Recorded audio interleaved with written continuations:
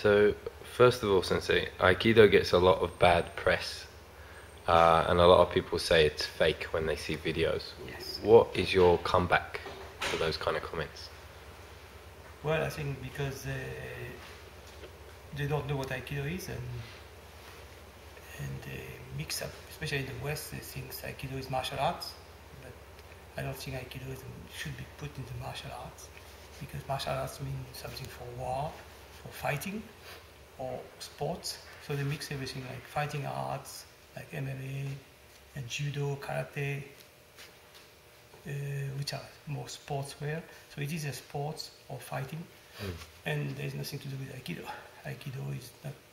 It's basically it's an art form, and there's nothing to do with fighting. So, and even for me personally, even you should not put that even in self-defense, because there's very good self-defense system over there, and there's nothing to do with Aikido. Aikido is something. It's an art form, and you have to be prepared to that for all your life. If you want to have result, to be able to fight, to win on somebody, you should go to kickboxing or MMA or something else.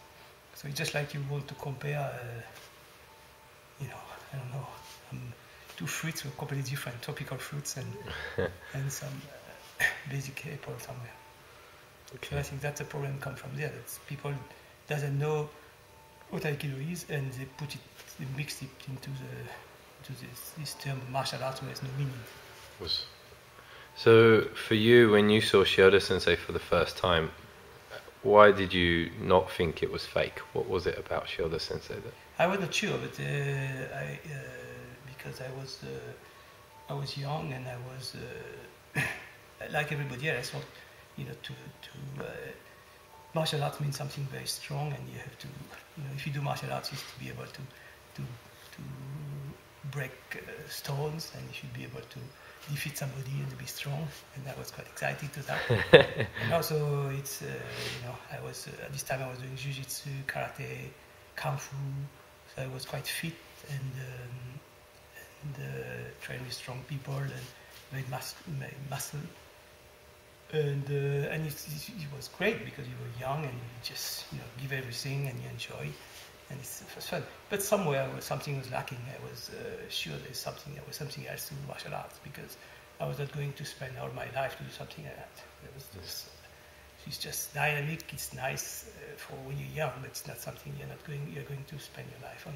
And that's when I saw Shioda Sensei, and that was a completely different new concept for me, because he was very tiny, very small, and he was old. When you talk about martial arts, you see very strong people and young, and they're aggressive.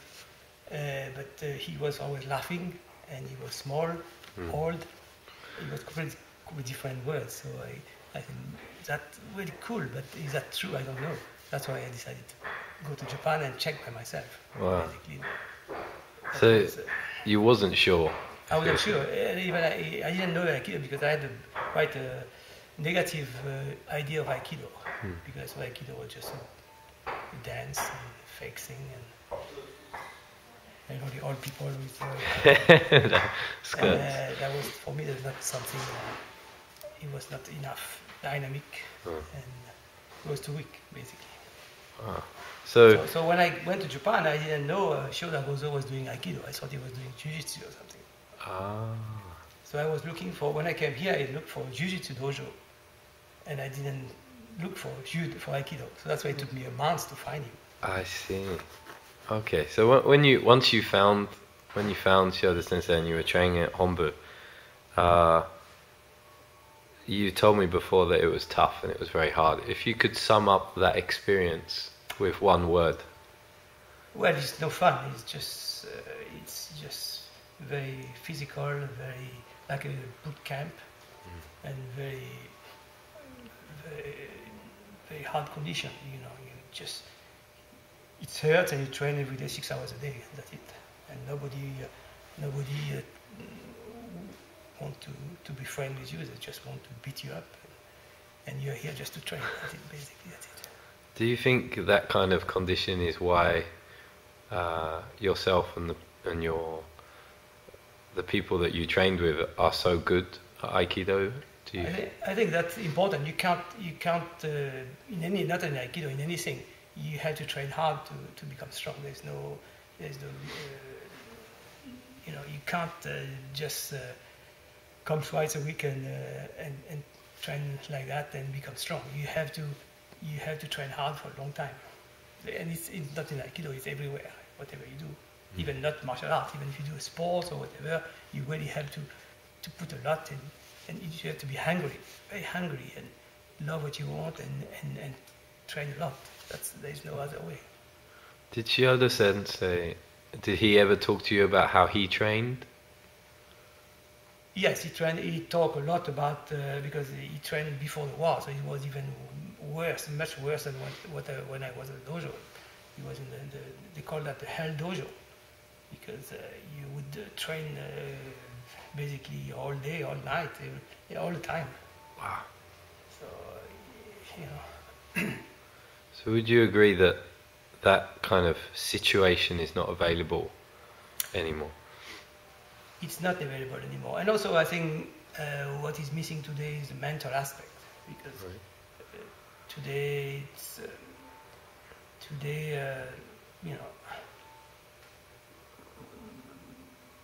there's, which is, I don't know if it's good or bad, or it's just different. You don't have this environment where you just do that. You sleep in the dojo, you live there, and all you need are the dojo pays for your food, and after that you just train, and that's it. And you have sponsors who come, who help, take you for drink, for things like that outside. So you don't have way to work. You don't have to worry about it. You have to worry about just training. And that's the kind of, and also the mental aspect is that you kind of slave, but what's that? On a voluntary base, you want to do that because you know that you will find something that you won't find anywhere else. It's something very deep that nobody will explain, but you just feel it, and that environment you can't find today. So what you were saying there, Sensei, about the difference in the training and people's attitude. So the greats like Shioda Sensei and his friend Kimura Masahiko, do you think that these people will never be matched? Do you think that somebody could reach their level? I hope. I don't know, but I hope that everybody, if they really train hard and they have the right inspiration, I'm pretty sure they will. I don't know if they'll be able to surpass, to go further, but at least I think they'll try to get as close as possible. At least my hope. Is that your goal to? Yes, to get as close as I can to Shioda Sensei. Yes. How, for you now, because you have to teach all the time, how do you train yourself to try and reach that goal? I train every day. I have my personal training, and because just physical training, just coming to the dojo and train is not enough. You have to develop your own personal training, which fit not what you've seen on the internet or other teachers doing, but really come from you, your own inspiration, your own inspiration, and adapt that to your own body, and little by little develop your own personal training method. So, Sensei, the Kenshusei course, is that your way of kind of giving people the opportunity to train in that sense? It's for young people. I think it's important to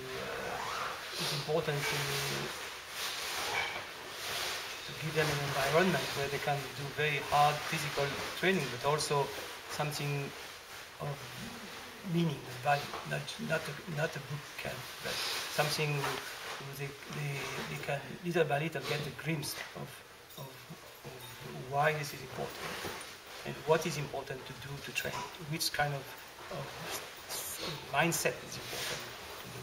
And also, I did that also for my instructor, because it's a very wonderful way for instructor to develop, because they have responsibility and they have to think about a way to lead and to pull and to give whatever, to give more than they receive, more and more, and it's a wonderful opportunity for them to develop. So it's of course it's for the young student, but it's more important maybe for the instructor. So, Sensei, you're very well known for the relationship that you had with Shioda Sensei, and then obviously you curated the course in Tokyo as well. How would you describe your relationship with Shioda Sensei?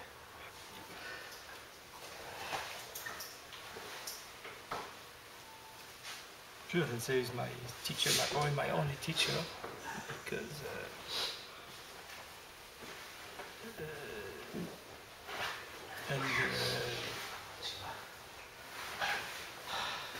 I think I had two kind of resolutions. The first time I went to Japan, I came to Japan, I was just a student. I was very kind of fearful. I didn't dare to talk to him or to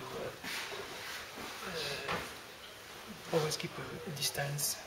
And it's only the second time when I came back when I was a little older, and he was also getting very old, that kind of created a relationship, kind of father to son, something like that. So it's kind of part of the family almost. So it was a student, but also very kind of family, it seems. Would you, something that I find difficult, and I hear lots of kind of different opinions, is the relationship between a student and a teacher. How would you describe, for you, what is the best relationship, or the way it should work between student and teacher? I think it depends where you are. I would say in the West, for example, you can't have the same attitude as in Japan. And even in Japan, it depends if you're dealing with foreigner, Westerners or not, what the background of the student. But I personally feel that you should always keep a distance, but it should not be forced. It should be, I think, a good teacher is somebody who can make things happen naturally. So this distance is done naturally, it's not forced. And the students want to do that because they know that it's important and they get something from that. So it's part of the, especially today, that there is no, it's just training. We don't have the mental, the spiritual training that used to be there. So that's a little part of what's left. And also it's important, I think it's really important for Aikido, because it's not about technique and you hit strong and you do something. It's more about feeling and about timing and just be there at the right moment naturally. And you learn that through this kind of relationship with your teacher. So it's a non-saying thing. It's something that's not explained. It's a non-saying. And if you can at least get that, let's say, a really spontaneous relation like that with a teacher, that gives you what I would say the sixth sense or the inspiration to do your own training. It's very easy to go this way or this way. You believe that you have to train hard to do this way like that, and you could be very sincere, but you could be completely going in the wrong direction. You need to get this sixth sense so that You don't know why, but you know that you have to go this way. And that's what you get from a teacher. More than, of course, you get also technical guidance. But technical guidance is just one part. Thank you, Sensei. Lastly, this year you will have your first documentary made about you. How do you feel about that? You're someone. I don't feel very well, but I think, especially if there is a way where I can pass this message of this confusion about Aikido, make it a little more clear about what Aikido is, and my idea of Aikido, my idea of my own experience, which is just mine. It doesn't mean I'm sure many people who think differently, and that's fine. It's just my way of doing, my way of thinking, and my view on the subject. That's the only reason I accepted to do it. Do you get nervous? Yeah. Okay, we'll stop there then.